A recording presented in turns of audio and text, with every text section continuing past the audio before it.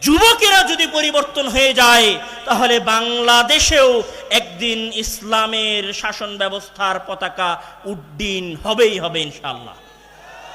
যদি দেবীনগরের সালাফি আকীদার যুবকেরা পরিবর্তন হয়ে যায় তাহলে পুরো চাঁপাইনবাবগঞ্জ কেন পুরো বাংলাদেশ সালাফিয়াতের দাওয়াত পৌঁছে যাবে ইনশাআল্লাহ। যদি এই দেবীনগরের যুবকেরা পরিবর্তন হয়ে যায়, এই দেবীনগরের সাধারণ গ্রামের একজন যুবক যদি পরিবর্তন হয়ে যায় তাহলে একটা সমাজ, একটা দেশ, একটা দেশের অর্থনীতিও পরিবর্তন হতে বাধ্য। কিন্তু সবার আগে পরিবর্তন হতে হবে এদেশের যুবকদেরকে। এদেশের যুবকেরা এখন পাবজি, ফ্রি ফায়ার গেম নিয়ে ব্যস্ত। এদেশের যুবকেরা এখন খেল তামাশা নিয়ে ব্যস্ত।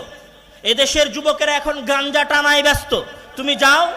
তুমি যাও তোমার এলাকার মাঠে, তুমি দেখো তোমার স্কুলের ছেলেগুলো সব এসা হয়েছে কিনা, গাঞ্জা নিয়ে চলে গেছে গমের ভুঁয়ে, গাঞ্জা নিয়ে চলে গেছে হচ্ছে কুশরের জমিতে, ওখানে গিয়ে গাঞ্জা টানবে।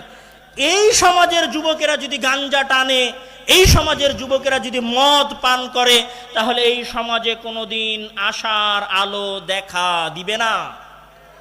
সবার আগে এই দেশের, এই সমাজের যুবকদেরকে পরিবর্তন হতে হবে। আল্লাহ তাআলা যেন চাঁপাইনবাবগঞ্জের দেবীনগরের যুবকদেরকে পরিবর্তন করে দেয় দ্বীনের পথে, ওই যুবকদের মতো করে দেয় আব্দুর রহমান আন-নাসিরের মতো, আব্দুর রহমান আদ-দাখিল লিদীনিল্লাহর মতো, হারুন আর রশিদের মতো, জুবাইর ইবনে তালহার মতো, উসামা ইবনে যায়েদের মতো, যারা একটা সমাজ, একটা দেশ, একটা জাতিকে পরিবর্তন করে দিতে পারবে। আল্লাহ, তুমি আমাদের এই দেশের যুবকদেরকে, দেবীনগরের এই যুবকদেরকে তোমার পথের ওপর অবিচল রাখো।